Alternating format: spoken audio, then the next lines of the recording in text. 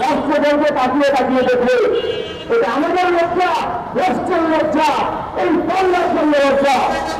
আমরা দিনে দাঁড়িয়ে একাত্তর, আমরা দিনে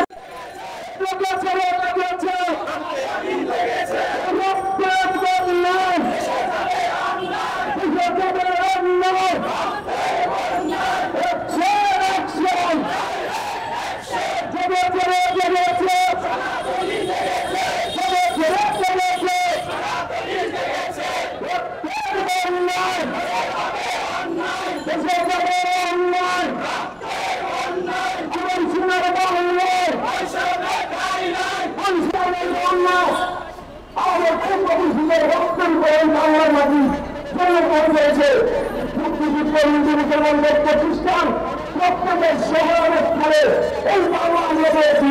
কিন্তু আজ যখন আমরা বিদ্যালয়ে আছি, আমরা যখন সব কমপ্লিট করে আছি, আমরা যখন স্বাধীন সরকারের রাখতে সেবা করবে তাদের আছে আকাঙ্ক্ষা, তাদের অধিকার প্রক্রিয়াদের জন্য আছি। হাসির পক্ষে হয়তো আমাদেরকে তাচ্ছিল্য করা হয়, আমাদের কোথায় সেরা হয় না।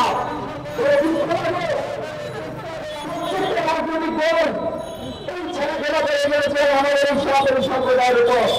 আপনারা দেখেছেন ব্লকের অ্যাকশন কিভাবে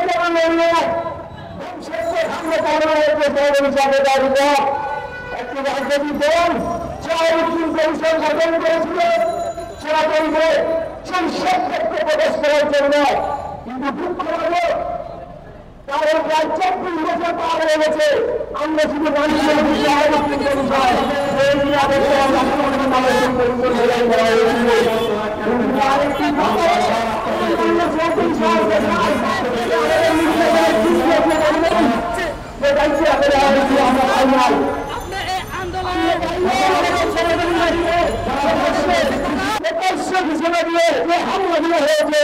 আমরা দেখেছি আমরা দেখেছি নাসিরনগর, কুমিল্লার পূর্বাঞ্চলের শিরোমন্দির সারিয়া একের পর এক আমরা দক্ষিণ থাকি নাটকগুলা হয় পাগল সাজানো হয়, না হয় কখনই জনতা সাজানো হয়। কিন্তু বিচার আমরা পাই না।